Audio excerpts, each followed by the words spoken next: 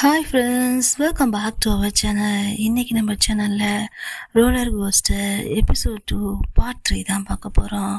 சரி வாங்க வீடியோக்குள்ளே போகலாம். ஆல்ரெடி யார் பார்த்தீங்கன்னா பியூரை பார்க்கறதுக்காக வந்திருந்தாங்க, போஸ் கொடுக்கறதுக்காக. ஸோ இப்போ அந்த ஒர்க் தான் போயிட்டுருக்கு.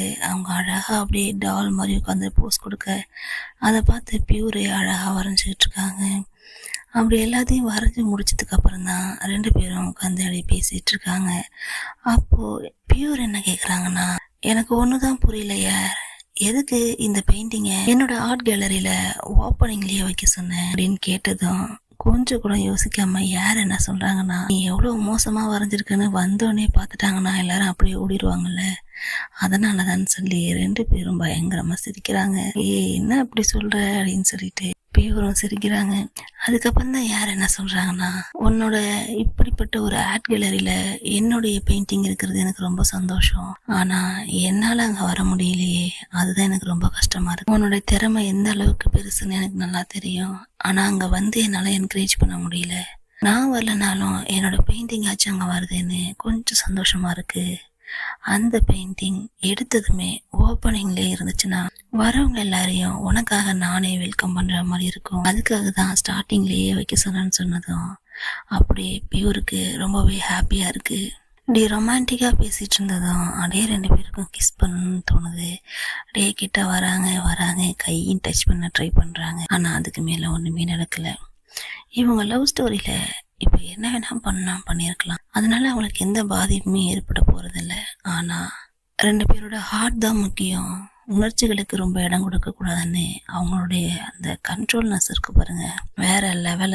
அது யோசிச்சு பாருங்களேன். இப்ப தப்பா இருந்தா யாருக்கு என்ன தெரிய போகுது, யாருக்கு என்ன பிரச்சனை வரப்போகுது, எதுவுமே கிடையாது. ஆனா நான் இன்னொருத்தன் ஒய்ஃபு, அதுக்கு நான் உண்மையா இருக்கணும்னு அவங்க இருக்காங்க. ஹார்ட் மட்டும் இவங்கள்ட்ட கொடுத்துட்டு இன்னொருத்தவங்களுக்காக வாழ்ந்துட்டு இருக்காங்க.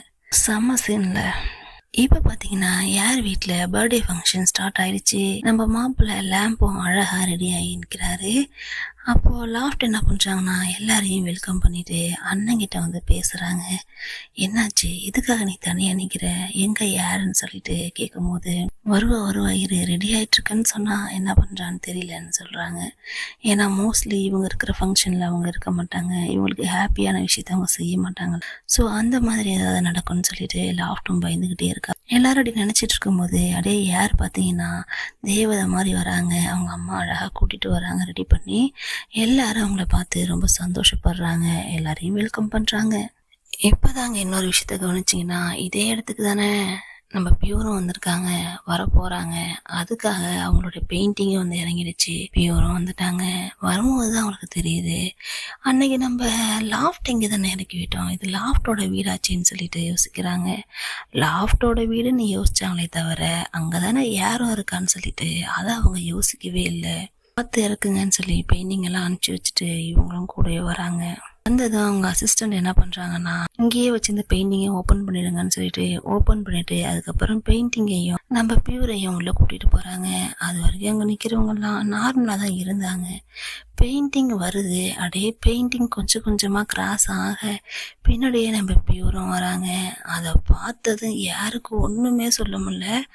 ஏன்னா யார் அங்க வந்து லேம்போட கையை பிடிச்சிக்கிட்டு அவங்களோட ஒய்ஃபா நின்றுகிட்டு இருக்காங்க. அதை அப்படியே பார்த்ததும் பியூருக்கு ஒண்ணுமே சொல்ல முடியல. அப்படியே அவஸ்டன்னாய் நிக்க, யாரு நிக்க, இவங்க எல்லாரையும் பார்த்து லாஃப்டும் அப்படியே நிக்க. என்ன பண்றதுன்னே தெரியல, யாருக்கும் ஒன்றும் புரியல.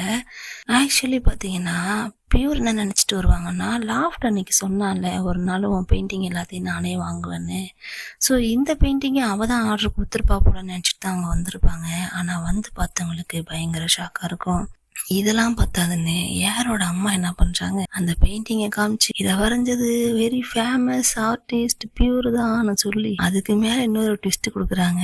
ஆக்சுவலி இதை ஆர்டர் பண்ணது பாத்தீங்கன்னா என் பொண்ணு தான், லேம்புக்காக என் பொண்ணே ஆர்டர் பண்ணதுன்னு அவங்க அம்மாவே ஒன்று உருட்டி விடுது.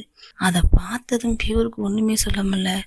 நம்ம இங்க வந்தா கஷ்டப்படுவோம்னு தெரியும், இதை பார்த்தா கஷ்டப்படுவோம்னு தெரியும், அப்பவும் ஏன் அப்படி பண்ணலான்னு சொல்லிட்டு அவளுக்கு கஷ்டமாயிடுது.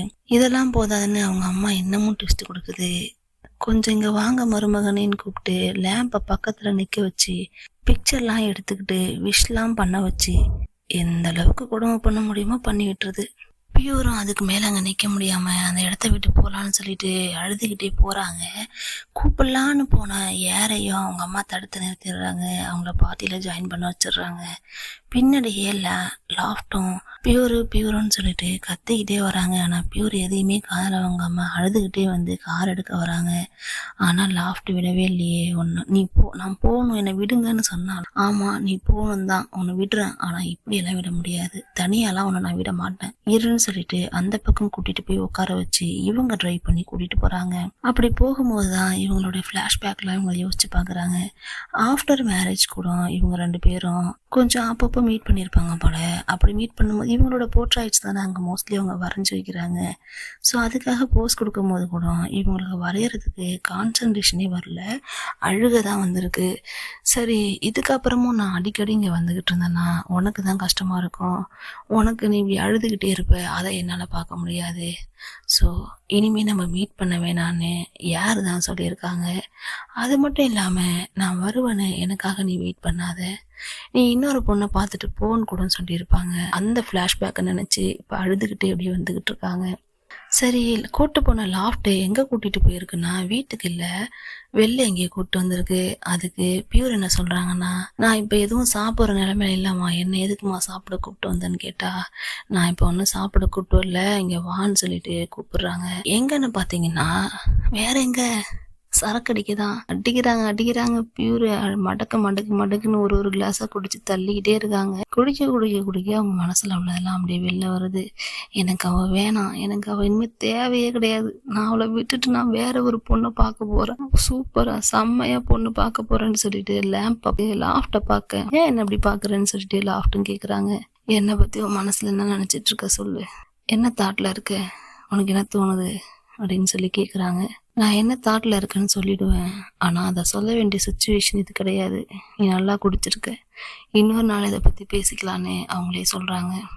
அப்ப கூட பியூர் என்ன சொல்றாங்கன்னா, நான் இவ்வளோ குடிக்கிறது அவளுக்கு பிடிக்காதுன்னு சொன்னதும், ஏன் அவ்வளோ கன்சர்னா இருப்பாங்களா உன் மேலன்னு கேட்டா, அது கிடையாது, நான் குடிக்கலாம், ஆனா அவ கூட தான் குடிக்கணும், வேற யாரு கூடயும் குடிக்க கூடாது, அது அவளுக்கு சுத்தமா பிடிக்காதுன்னு சொல்லிட்டு பியூர் சொல்றத பார்த்து லாஃப்ட் சிரிக்கிறாங்க. ஏன்னா எந்த அளவுக்கு ஒரு பொண்ணு வந்து இன்னொரு பொண்ணை லவ் பண்றாங்களே, இந்த சுச்சுவேஷன்லயா அவ திட்டுவான்னு யோசிக்கிறாங்களேன்னு சொல்லிட்டு அவங்களுக்கிடையே ஒரு ஸ்மைல் வருது. மறுபடியும் பியூர் இதே தான் சொல்றாங்க, இனிமே அவ தேவையில்லை, அவ வேணாம், நமக்கு வேணாம், நம்ம குடும்பத்துக்கு ஏன் வேணாண்டாங்கிற மாதிரி நல்லா சரக்கு அடிச்சுட்டு புலம்பிக்கிட்டே இருக்காங்க. அதோட இந்த பார்ட் முடிஞ்சிடுது. நெக்ஸ்ட் பார்ட்ல மறுபடியும் மீட் பண்ணலாம். தேங்க்யூ.